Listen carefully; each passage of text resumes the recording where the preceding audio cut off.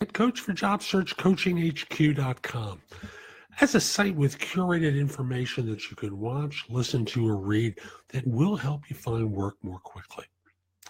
Someone asked me the question, how should I answer the question of what is your desired salary? Now, I always answer questions and I have to hedge my answer because it really depends on you. Some people are able to be more aggressive than others. Some people have better circumstances than others. So my answer starts off with it depends. It depends on if you've been out of work 6 months and you don't have prospects. Let's not fool around. You need to be compliant at this point and say, well, my last salary was such and such, and I'm looking for a bump. But I also want to say that I'm interested in an opportunity. If you decide I'm the right person for you, and from what I've heard so far, this seems like a great opportunity for me, I just want to ask you to make your strongest offer. Or you can say, my base is 100. I'm looking for 105 to 110, period. And you just leave it at that. Flat answers. But that's not ideal because, again, every step along the way, firms are negotiating, and most job hunters aren't aware that they're negotiating. Job hunters think they're negotiating when the offer is made. Every question about compensation is a negotiation. So the correct answer to me, and you have to pause for a second, put a smile on your face and go, it's a little early for me to talk about it. Could you give me a sense of the salary range of the position? Now, they may hem and haw on their side, at which point you go, you see, this is where it becomes problematic. I'm supposed to tell you, but you're not willing to tell me. So, recognize that for those of you who are working, you have more leverage. They do have other people that they're interviewing, but so what? You haven't determined that this is a job that you're interested in. Your goal is to get the most amount of money possible, and the best job possible.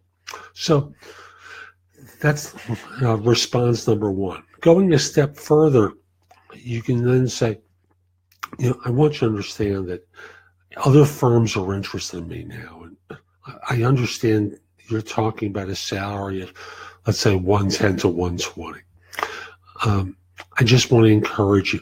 If you decide I'm the right person for you, and this does seem like a good opportunity for me, I want to encourage you to make your strongest offer because, frankly, I am talking to other firms, and they seem to like my background too.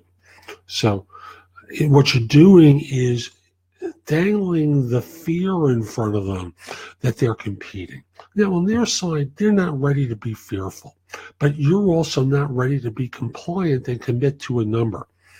And thus, when they come up with, you said in our initial conversation that you'd be okay with 110 to 120, you can respond by saying, that isn't exactly how it went.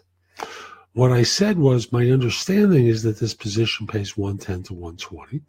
And I also said that other firms are interested in me at higher numbers, but this seems like a good job, and then you repeat back what you said at that point. Again, remember, everything they're doing on their side is to confine you to a range, to put you into a box, and to do it before you know anything about the job. Now, on your side, understand that once you know about the job, you may say, I wouldn't do this for 120. I need at least 130 to do this job. So why box yourself in on a number until you know more? So again, you want to be talking about, this seems like an interesting opportunity to me, and other firms are talking with me about a bit more. So if you decide I'm the right person for you, and I concur that this winds up being a good opportunity for me, I want to encourage you to make your strongest offer. And again, it's not radically different than the first thing, but you're not allowing yourself to be boxed into the specific place that they're trying to put you into. Because at the end of the day, let's say they make the offer at 120, you have an offer at 125 or 127.5, 140. Other firms have valued me to a higher number. I'd be happy to join, but my goal is to get a comparable offer to what I've received elsewhere. and thus you are able to actually negotiate from the position of power. So I hope you found this helpful. If you did, I hope you give it a thumbs up on YouTube, you leave a comment, share the video, and if you're interested in my coaching you, reach out to me through LinkedIn at linkedin.com/IN/the big game hunter.